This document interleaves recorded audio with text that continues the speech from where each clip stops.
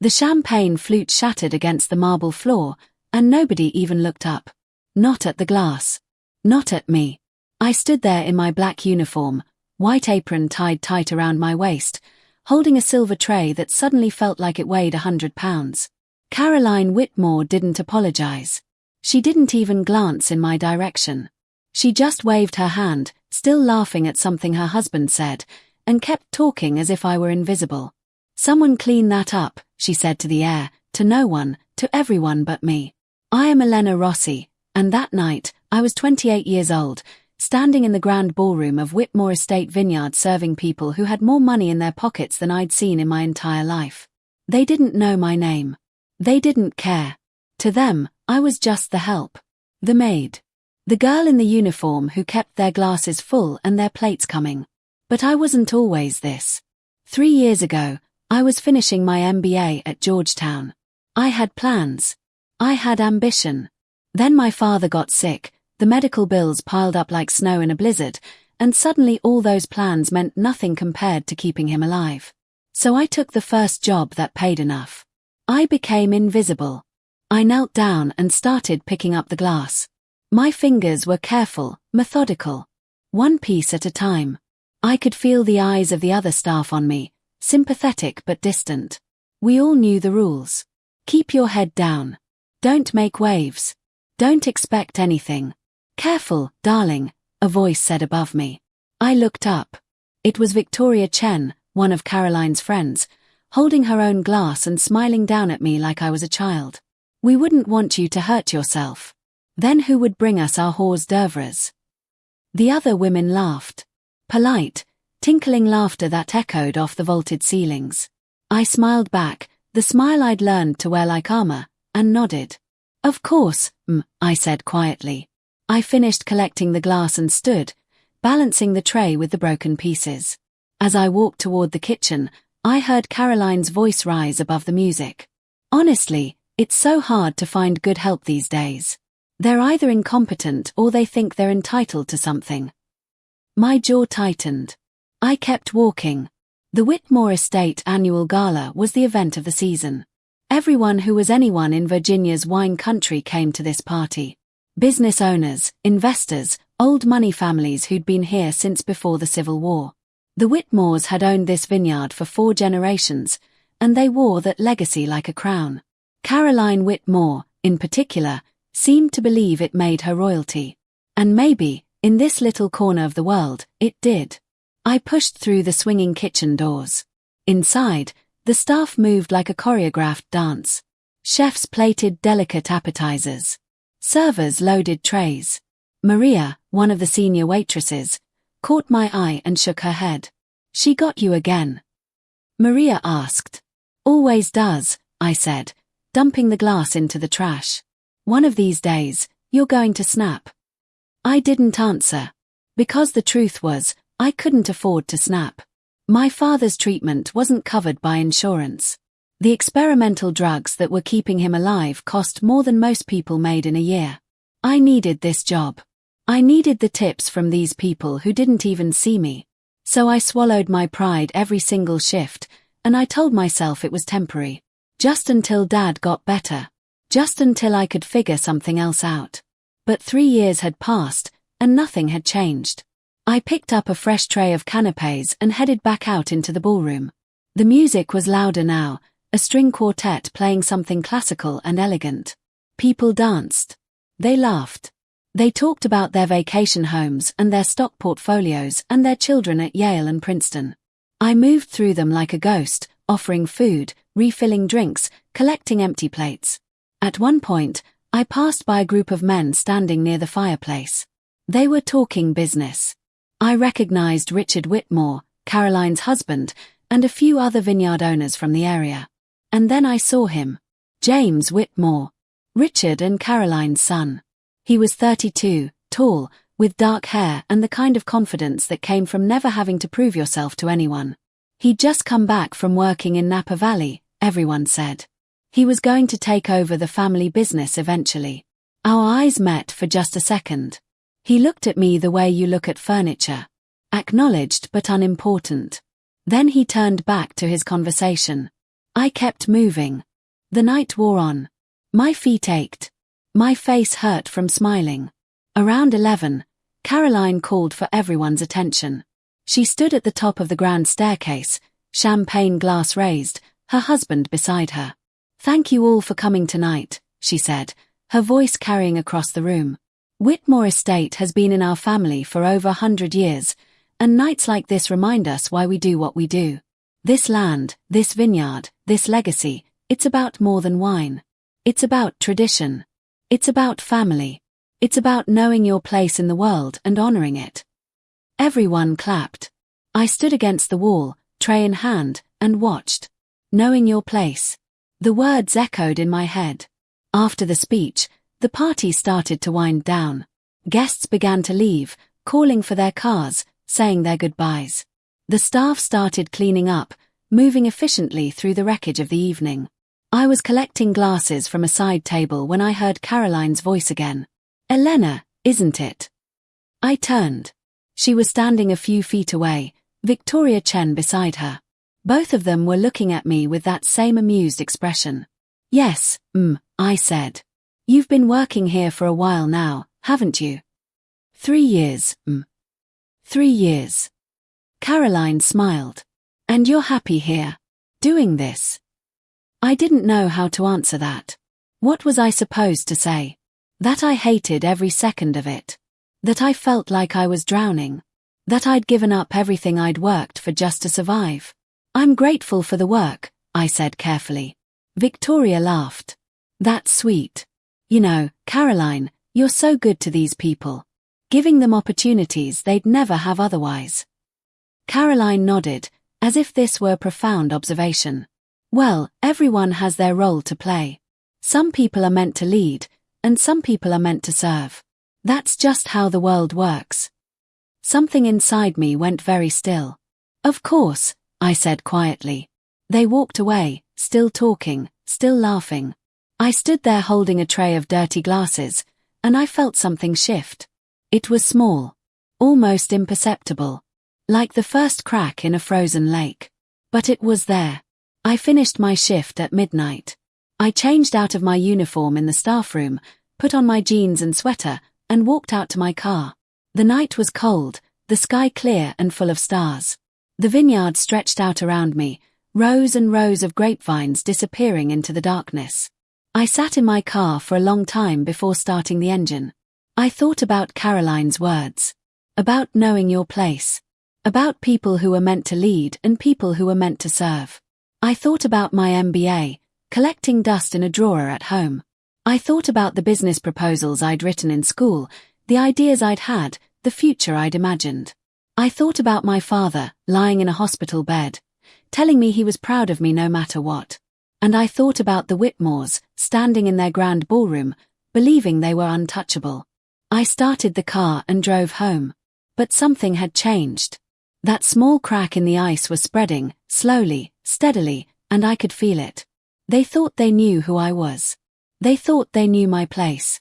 They had no idea what I was capable of. The hospital smelled like antiseptic and artificial lemon.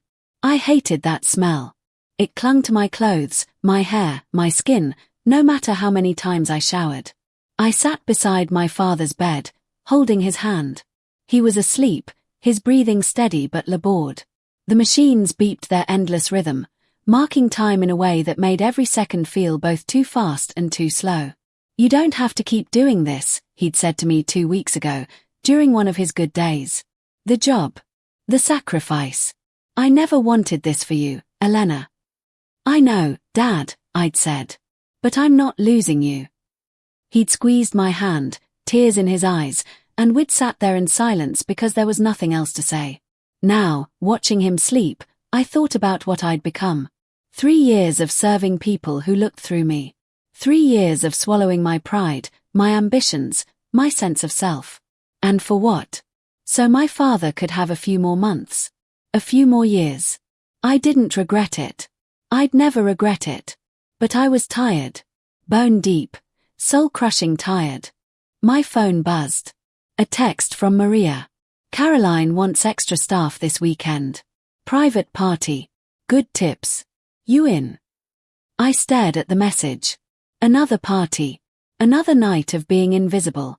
But the money was good, and I needed every dollar. I texted back, "I'm in."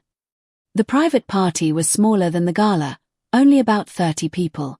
It was in the Whitmore's private dining room, an intimate space with floor-to-ceiling windows overlooking the vineyard. The guest list was exclusive. Major investors, business partners, a few local politicians. This wasn't about celebration. This was about deals being made, power being consolidated. I moved through the room with my tray, listening. I'd learned that people talked freely around staff. We were furniture, part of the background. They said things they'd never say if they thought anyone important was listening. "Richard's thinking about expanding," I heard one man say. "Buying up some of the smaller vineyards in the area. Consolidating." "Smart move," another replied. "These small operations can't compete. Better to absorb them now before they become a problem." I filed that information away. I didn't know why yet, but something told me it might matter. James Whitmore was there too. He stood near the windows, talking to a woman in a designer dress. She laughed at something he said, touching his arm. He looked pleased with himself. I passed by with a tray of wine, and he took a glass without looking at me. His hand brushed mine. He didn't apologize. Didn't even notice. Later, I was in the hallway outside the dining room when I heard voices. The door to Richard's study was slightly open, and light spilled out into the corridor. I should have kept walking. But I didn't. "The Castelliano property is the key," Richard was saying. "It's positioned right in the middle of everything. If we get that, the rest will fall into place." "Castelliano won't sell," someone else said. "He's stubborn. Old school." "Everyone sells eventually," Richard replied. "You just have to find the right pressure point." I heard papers rustling. Chairs moving. I walked away quickly, my heart pounding. The Castelliano Vineyard. I knew it. Small operation. Family-owned for decades. Marco Castelliano was a good man, proud of what he'd built. And the Whitmores were planning to take it from him. Over the next few weeks, I paid attention. I listened. I watched. I started to see the pattern. The Whitmores didn't just own a vineyard. They owned this entire community. They controlled the distribution channels, the relationships with major buyers, the local wine association. If you wanted to succeed in this business, you needed their approval. And if they decided you were in their way, they crushed you. I saw it happen to a small winery called Heritage Hills. They'd been struggling, and the Whitmores had offered to help. A partnership, they called it. Within 6 months, the original owners had been pushed out, and Heritage Hills was now a Whitmore subsidiary. The family who'd built it got almost nothing. I started researching. Late at night, after my shifts, I'd sit at my kitchen table with my laptop and dig. I looked up property records, business filings, financial documents. I used every skill I'd learned in business school, skills I thought I'd never use again. And slowly, a picture emerged. The Whitmores were leveraged. Heavily. They'd been borrowing against the estate for years, funding their expansion, their lifestyle, their image of untouchable wealth. On paper, they looked solid. But underneath, they were fragile. One bad season, one major setback, and the whole thing could collapse. I didn't know what to do with this information yet. But I kept it. I added to it. I built a file. One evening, I was clearing tables after a small dinner party when Caroline called me over. "Elena, I have a proposition for you," she said. She was sitting on the terrace, a glass of wine in her hand, the sunset painting everything gold. "My friend Victoria needs someone to help at her estate. Full-time position. Better pay than what you're making here." I looked at her. "You're letting me go?" "Oh, don't be dramatic. I'm helping you. This is an opportunity. You should be grateful." I understood immediately. They were passing me off. I'd been here too long, become too familiar. Or maybe I'd started to see too much. Either way, they wanted me gone, but they wanted to look generous doing it. "When would I start?" I asked. "Next month. I'll give Victoria your information." I nodded. smiled, thanked her. And inside, something hardened. That night, I made a decision. I went home and opened my laptop. I pulled up every piece of information I'd gathered on the Whitmores. And then I started making calls. The first was to Marco Castelliano. He was suspicious at first when I told him I had information about the Whitmores' plans for his property. But when I explained what I'd heard, what I'd learned, his suspicion turned to interest. "Why are you telling me this?" he asked. "Because they think people like us don't matter," I said. "And I'm tired of being invisible." He was quiet for a moment. Then he said, "What do you need from me?" "Nothing yet. Just keep your land. Don't sell. Not to them." The second call was to a commercial real estate attorney I'd known in business school. David Chen had gone into property law, and he owed me a favor from a group project where I'd saved his grade. I explained what I was thinking. He listened, asked questions, then said, "This is risky, Elena. You'd need capital. A lot of it." "I know," I said. "But is it possible?" "Possible. Yes. Likely. That's another question." I started working double shifts. I picked up catering jobs on my days off. I saved every penny. I contacted old classmates, professors, anyone who might have connections to investors. I dusted off my business proposals, updated them, refined them. I worked until 2, 3 in the morning, surviving on coffee and determination. My father noticed. "You're different lately," he said one afternoon. He was sitting up in bed, looking better than he had in months. The new treatment was working. "You seem focused." "I am," I said. "I'm working on something." "Your own thing." I nodded. He smiled, the first real smile I'd seen from him in a long time. "Good. Don't waste your gifts, Elena. I didn't raise you to be small." Those words stayed with me. They fueled me. 3 months after Caroline tried to push me out, I was sitting in a coffee shop with 3 potential investors. I'd put together a presentation. Market analysis. Financial projections. A business plan for acquiring and revitalizing underperforming vineyard properties in Virginia. It was ambitious. Maybe crazy. But it was solid. 2 of the investors said no. The third, a woman named Patricia Hamilton who'd made her fortune in sustainable agriculture, said maybe. "I like your analysis," Patricia said. "And I like that you're thinking about the smaller operations, the family businesses. But this is personal for you, isn't it? This isn't just about business." I could have lied. But I didn't. "Yes," I said. "It's personal. But that doesn't make it wrong." She studied me for a long moment. Then she extended her hand. "I'm in. But we do this right. Professional. Strategic. No shortcuts." I shook her hand, and for the first time in 3 years, I felt like myself again. The plan came together piece by piece. Patricia introduced me to other investors. We formed an LLC. We started quietly approaching struggling vineyard owners, offering partnerships, offering help. We weren't trying to take over. We were trying to build something sustainable. Something that didn't crush people. And all the while, I kept working at Whitmore Estate. I kept serving their parties. I kept being invisible. Because I needed to understand them completely. I needed to see every weakness, every crack in the foundation. James Whitmore started noticing me around this time. Not as a person, exactly, but as a presence. He'd catch my eye across a room and hold it for a second too long. Once, he asked my name. "Elena," I said. "You've been here a while," he observed. 3 years. "Heh." He smiled. "Well, you do good work. Keep it up." It was the most condescending thing anyone had ever said to me. I smiled back and walked away.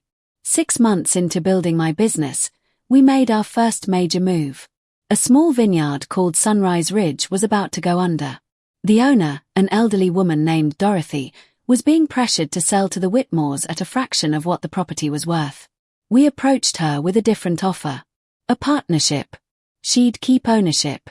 We'd provide capital and expertise. She'd stay on and help run operations. She cried when we made the offer. Nobody else cared, she said. Nobody else even tried to help. I know, I said. But we're different. Sunrise Ridge became our first success story. Within a year, it was profitable again. Other struggling vineyard owners started reaching out to us. Word spread. And the Whitmores started to notice.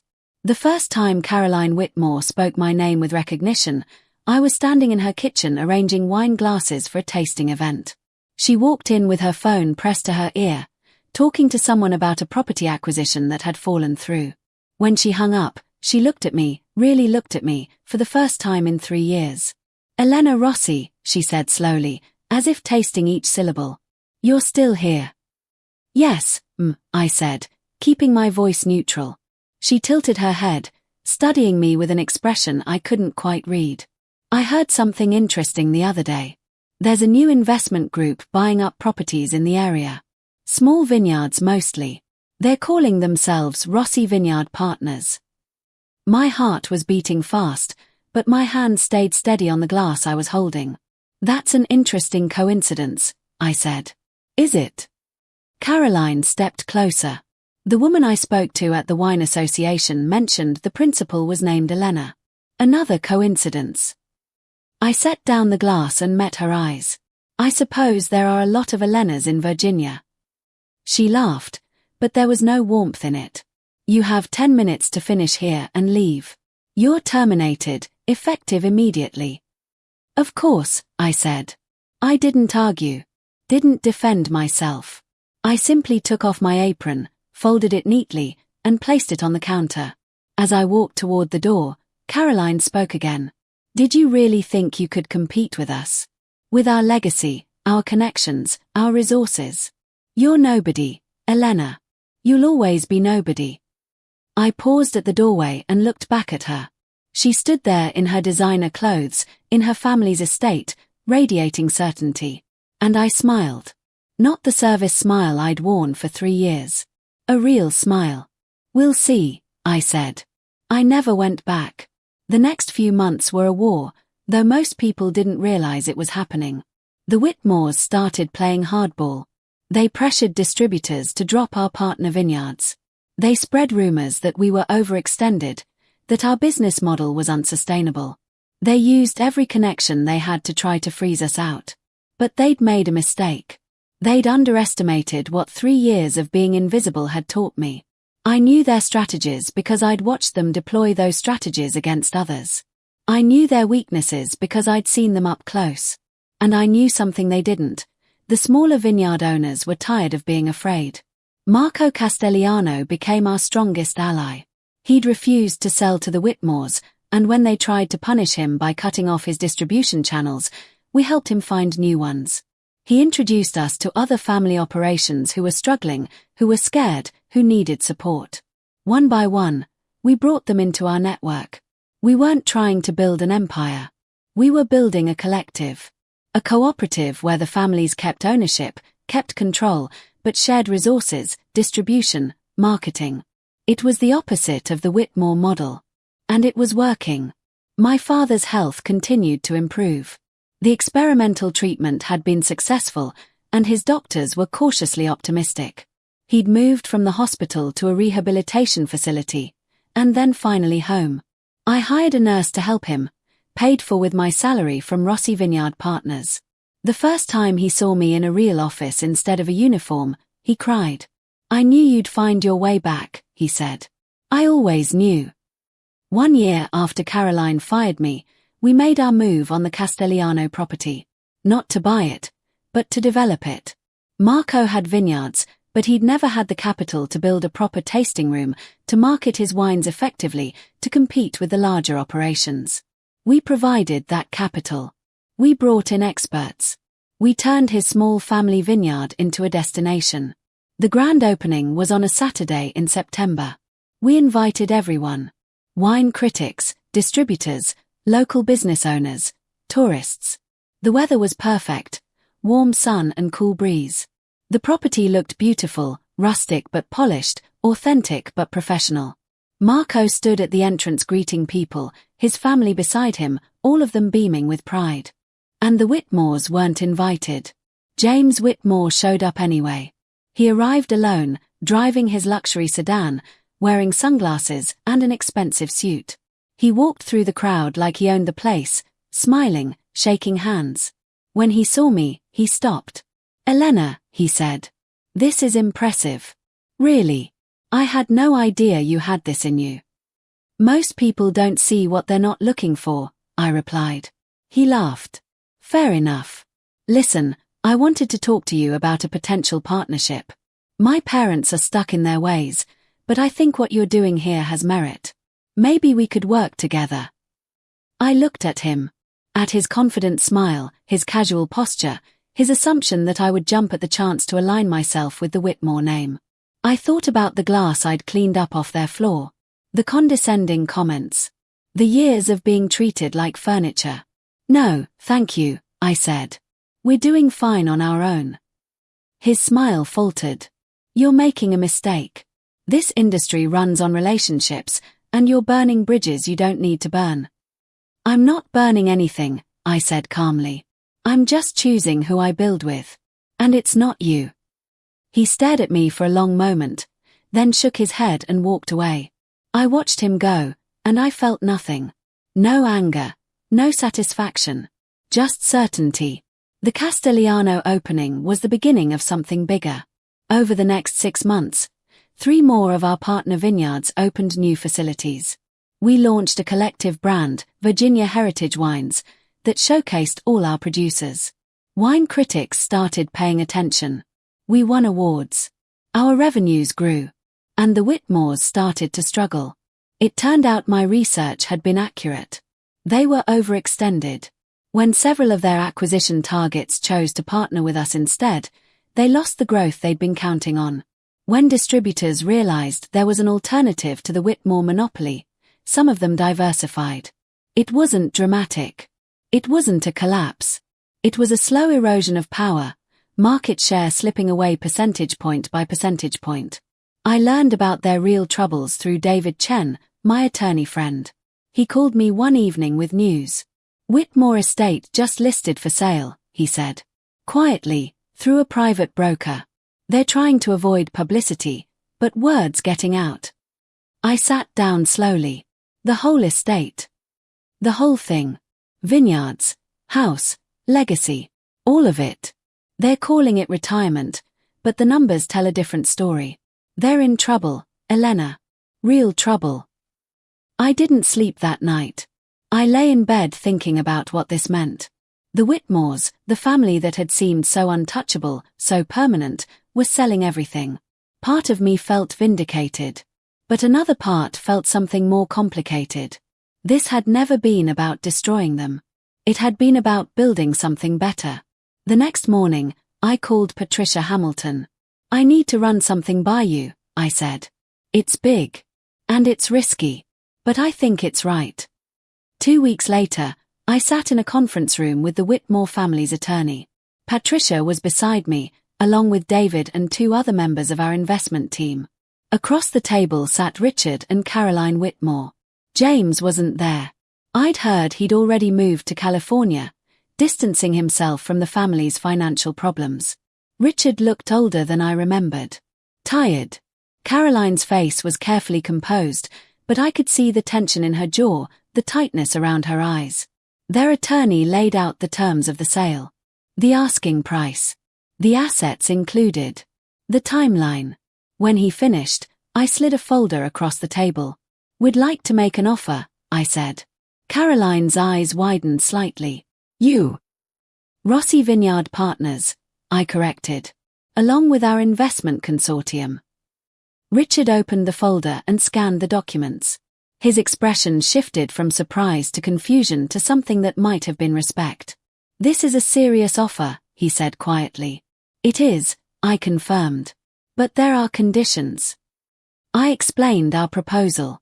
We would buy Whitmore Estate, but not to dismantle it. We would preserve it as a heritage site, maintain the vineyards, restore the house. We would turn it into the flagship of Virginia Heritage Wines, a place that honored the history of Virginia winemaking while supporting the sustainable, cooperative model we'd built. The Whitmore name would stay on the label. Their legacy would be preserved. But it would be preserved our way. With respect for the land, the workers, the community. Caroline's hands were shaking slightly as she picked up the papers. You're offering to save our legacy while taking everything we built. No, I said. I'm offering to save what you built by doing it differently. Better. The way it should have been done all along. The room was silent for a long moment. Finally, Richard looked at his wife. Something passed between them, some wordless communication. Then he looked back at me. We'll need time to consider, he said. Of course, I replied. You have 2 weeks. They accepted the offer on day 13. The sale took 3 months to finalize. During that time, I walked the grounds of Whitmore Estate as an owner, not as staff. I stood in the grand ballroom where I'd once picked up broken glass. I looked out over the vineyards where I'd once been invisible. And I thought about the girl I'd been 3 years ago, desperate and afraid and willing to disappear just to survive. She wouldn't recognize who I'd become. The official transfer happened on a Tuesday morning in January. After the papers were signed, I drove to my father's house. He was in his garden, bundled up against the cold, pruning his rose bushes. When he saw me, he stood up. It's done, he asked. It's done, I said. He pulled me into a hug, and we stood there for a long time, not saying anything because we didn't need to. That evening, I returned to Whitmore Estate, now officially Rossi Heritage Estate. I walked through the empty house, my footsteps echoing in the quiet. I ended up in the ballroom, standing in the exact spot where Caroline had dropped her champagne glass 3 years ago. I thought about what she'd said to me that night. About knowing your place. About people who were meant to lead and people who were meant to serve. She'd been right about one thing. Everyone does have a place in the world. But she'd been wrong about mine. I pulled out my phone and called Maria, my friend from the catering staff. When she answered, I could hear noise in the background, the sounds of another event, another party where she was invisible. Maria, I said. How would you like to be Director of Hospitality at Rossi Heritage Estate? Full benefits, ownership stake, real salary. No more serving people who don't see you. She was quiet for so long I thought the call had dropped. Then I heard her crying. When do I start? She whispered. Whenever you're ready, I said. Over the next year, we transformed Whitmore Estate into something new while honoring what it had been. We hired former staff members as managers, partners, stakeholders.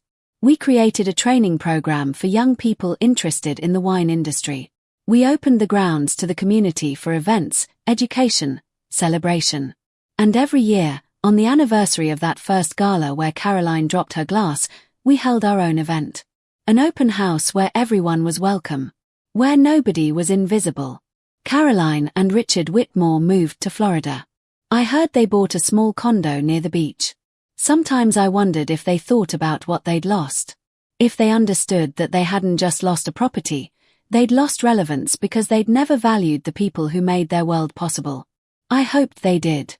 Not because I wanted them to suffer, but because understanding that would mean they'd learn something. James sent me a message once, about 6 months after the sale. It was brief. You beat us. I have to admit, I didn't see it coming. Congratulations. I never replied. There was nothing to say. This had never been about beating them. It had been about building something that couldn't be taken away. About proving that being underestimated was sometimes the greatest advantage of all. I stood on the terrace of Rossi Heritage Estate one evening, watching the sun set over the vineyards. My father was beside me, healthy now, strong. In the distance, I could see Marco Castelliano and his family working their land. I could see the lights coming on in the tasting room we'd built.